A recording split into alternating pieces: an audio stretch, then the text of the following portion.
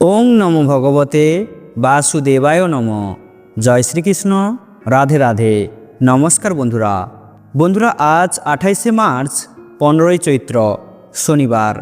একদিকে যেমন আজকের সম্পূর্ণ হচ্ছে চৈত্রী অমাবস্যা, অন্যদিকে আর কিছুক্ষণ পরেই সম্পূর্ণ হবে এই বছর অর্থাৎ এই 2025 সালের সর্বপ্রথম দীর্ঘতম সূর্যগ্রহণ। ভর দুপুরে এই দিন পৃথিবীর কিছু অংশে ঘুরঘুটে অন্ধকার নেমে আসবে। বছরের এই প্রথম সূর্যগ্রহণ কখন হচ্ছে, কোথায় এই সূর্যগ্রহণ দেখা যাবে, এই সূর্যগ্রহণের প্রভাবে আমাদের জীবনে কি প্রভাব পড়বে, এই সূর্যগ্রহণে কোন কোন কাজ এড়িয়ে চলবেন, এই সব কিছুই বন্ধুরা আজ আপনাদের সাথে আলোচনা করা হবে। আশা করি বন্ধুরা এই ভিডিওটি থেকে সূর্যগ্রহণের সম্পর্কে সমস্ত তথ্য জানতে পারবেন। তাই অবশ্যই আমার প্রিয় সকল ভক্তগণ ভিডিওটি ভক্তি, ভালোবাসা, শ্রদ্ধার সহিত অবশ্যই শ্রবণ করবেন। আর এই চ্যানেলে নতুন হয়ে থাকলে দয়া করে চ্যানেলটি সাবস্ক্রাইব করবেন, কারণ পরবর্তী সময়ে এই ধরনের নতুন নতুন ভিডিও বা তথ্য পাওয়ার জন্য। এবং ভিডিওটিতে একটি লাইক করবেন আর কমেন্টে ভক্তি, ভালোবাসা, শ্রদ্ধা দিয়ে জয় শ্রীকৃষ্ণের জয় অবশ্যই লিখবেন। বন্ধুরা বৈজ্ঞানিক মতে সূর্যগ্রহণ হলো চাঁদ যখন পরিভ্রমণরত অবস্থায় কিছু সময়ের জন্য পৃথিবী ও সূর্যের মাঝখানে এসে পড়ে, তখন পৃথিবীর কোনো অংশে সূর্য আংশিক বা সম্পূর্ণরূপে কিছু সময়ের জন্য অদৃশ্য হয়ে যায়। এই ঘটনাকে বলা হয় সূর্যগ্রহণ। আবার অমাবস্যার পরে নতুন চাঁদ ওঠার সময় এই ঘটনা ঘটে। পৃথিবীতে প্রতি বছর অন্তত 2 থেকে 5টি সূর্যগ্রহণ হয়ে থাকে। এই সময় সূর্য, চাঁদ ও পৃথিবী একই সরলরেখায় অবস্থান করে। বন্ধুরা তোমাদের মনে প্রশ্ন জাগতে পারে যে সূর্যের ব্যাস চাঁদের ব্যাস থেকে 400 গুণ বড়, তারপরেও চাঁদ কিভাবে সূর্যকে পুরোপুরি ঢেকে ফেলতে পারে? বন্ধুরা এর কারণটি সহজ। চাঁদ সূর্যের তুলনায় ছোট হলেও এটি পৃথিবীর 400 গুণ কাছে অবস্থান করে। সেজন্য পৃথিবী পৃষ্ঠ থেকে চাঁদ ও সূর্যকে প্রায় একই আকারে দেখা যায়। চাঁদের কক্ষপথ খানিকটা উপবৃত্তাকার। এটি যখন পৃথিবীর সবচেয়ে কাছে আসে তখন পৃথিবী থেকে চাঁদের দূরত্ব হয় 3.63 লক্ষ কিমি। যখন পৃথিবী থেকে সবচেয়ে দূরে থাকে তখন পৃথিবী থেকে চাঁদের দূরত্ব হয় 4.5 লক্ষ কিমি। চাঁদ ও পৃথিবীর মধ্যবর্তীর দূরত্ব সবচাইতে বেশি হলে তাকে বলে অপভ্রু, এবং চাঁদ ও পৃথিবীর দূরত্ব সবচাইতে কম হলে তাকে বলে অনুভূ। এছাড়াও বন্ধুরা জ্যোতিষশাস্ত্র মতে রাহু এবং কেতুর প্রভাবে সূর্যগ্রহণ হয়ে থাকে। আর এই জ্যোতিষশাস্ত্রে রাহুকে সূর্যগ্রহণের জন্য অন্যতম কারণ বলে মনে করা হয়। তাই সূর্যগ্রহণকে আমাদের শাস্ত্রে অশুভ বলে মনে করা হয়েছে। তাই বন্ধুরা 29শে মার্চ শনিবার পালিত হচ্ছে বছরের প্রথম সূর্যগ্রহণ, অর্থাৎ 2025 সালের প্রথম সূর্যগ্রহণ। আর এই সূর্যগ্রহণটি হলো আংশিক সূর্যগ্রহণ। বন্ধুরা আংশিক সূর্যগ্রহণ বলতে বোঝায় যে পৃথিবী ও সূর্যের মাঝামাঝি অবস্থানকালে চাঁদ যদি সূর্যের খানিকটা অংশ ঢেকে ফেলে তবে আংশিক সূর্যগ্রহণ সংগঠিত হয়। এক্ষেত্রে যে স্থানে আংশিক সূর্যগ্রহণ দেখা যায় সেখানে সূর্যকে চাঁদ দ্বারা আংশিক ঢাকা অবস্থানে দেখা যায়। আংশিক সূর্যগ্রহণের সময় মূলত চাঁদের উপচ্ছায়ার প্রাধান্য বেশি থাকে। একে আবার খণ্ডগ্রাস সূর্যগ্রহণ নামে অভিহিত করা হয়।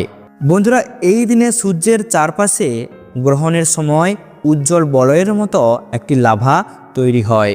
তাই অবশ্যই বন্ধুরা বছরের এই প্রথম সূর্যগ্রহণটি সম্পূর্ণ হচ্ছে চৈত্র মাসের কৃষ্ণপক্ষের অমাবস্যা তিথিতে। আর বন্ধুরা এই সূর্যগ্রহণটি সম্পূর্ণ হচ্ছে মীন রাশি আর উত্তর ভাদ্র নক্ষত্রে।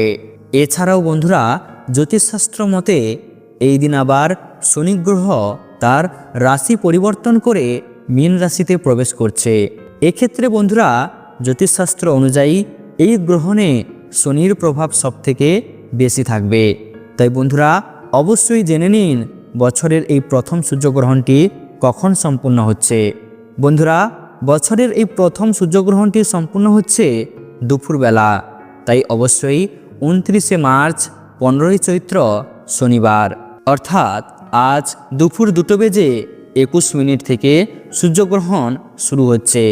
আর এই গ্রহণের মধ্যবর্তীকালীন সময় থাকছে বিকেল 4:17 এবং এই গ্রহণের সমাপ্তি হচ্ছে সন্ধ্যা 6:14।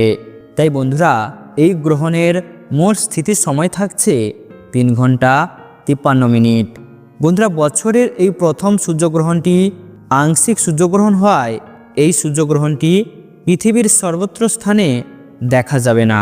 বন্ধুরা এই গ্রহণটি দেখা যাবে মূলত উত্তর America, Europe, Russia, Australia, New Zealand, Antarctica মহাসাগর থেকে। এছাড়াও বন্ধুরা ভারতবর্ষ সহ ভারতীয় উপমহাদেশে যেমন বাংলাদেশ, নেপাল, ভুটান, পাকিস্তান এই সকল অঞ্চল থেকে এই সূর্যগ্রহণটি অদৃশ্য, অর্থাৎ সূর্যগ্রহণটি এই সকল স্থানে দেখা যাবে না।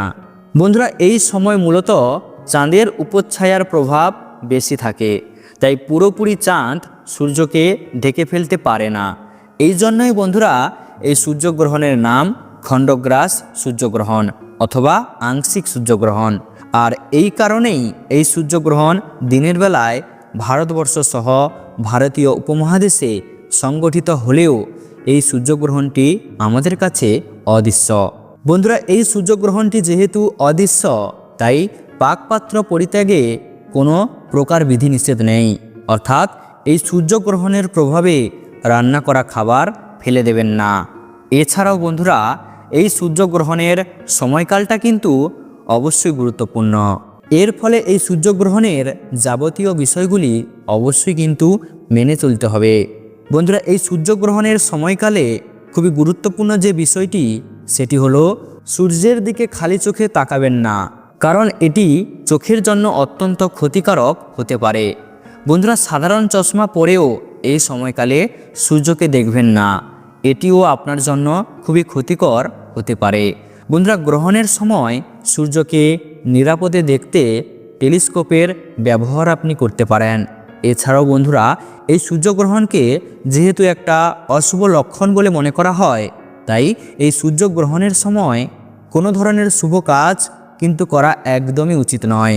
বন্ধুরা এই সময় খাবার এবং পানীয়তে তুলসী পাতা দিয়ে রাখতে হয় এবং তা ঢেকে রাখতে হয়। এছাড়াও বন্ধুরা এই সূর্যগ্রহণ চলাকালীন সময়ে খাবার এবং পানীয় পান করাও উচিত নয়। বন্ধুরা এই সময়কালে আমাদের জ্যোতিষশাস্ত্র মতে কোনোরূপ পূজা অর্চনা কিন্তু কখনোই করা যায় না, তবে বন্ধুরা আপনি মন্ত্র জপ অবশ্যই করতে পারেন।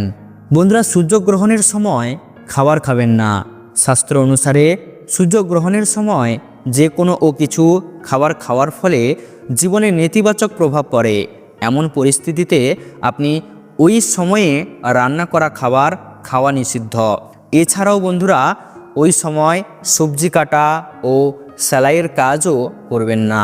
বন্ধুরা সূর্যগ্রহণ চলাকালীন সময়ে নতুন কিছু শুরু করবেন না। কথিত আছে যে গ্রহণের সময় নেতিবাচক শক্তি বৃদ্ধি পায়, তাই কোনো নতুন কাজ শুরু করা বা শুভ কাজ করা উচিত নয়। এছাড়া গ্রহণকালে নখ কাটা, চিরুনি দেওয়াও অশুভ বলে মনে করা হয়। বন্ধুরা গর্ভবতী মহিলাদের সূর্যগ্রহণের সময় এই কাজ একদমই করা উচিত নয়। জ্যোতিষশাস্ত্র অনুসারে গর্ভবতী মহিলাদের গ্রহণের কালে ঘর থেকে বের হওয়া উচিত নয় এবং এই সময়ে তাদের ছুরি, কাঁচি বা কোনো ধারালো বস্তু ব্যবহার করা উচিত নয়। বলা হয় এমনটা করলে শিশুর উপর খারাপ প্রভাব পড়ে। এছাড়াও বন্ধুরা গ্রহণের সময় এই জিনিসগুলি অবশ্যই এড়িয়ে চলুন। জ্যোতিষশাস্ত্র মতে গ্রহণকালে ঘুমানো একদমই উচিত নয়। এছাড়াও সুইতে সুতো পরানোও নিষিদ্ধ।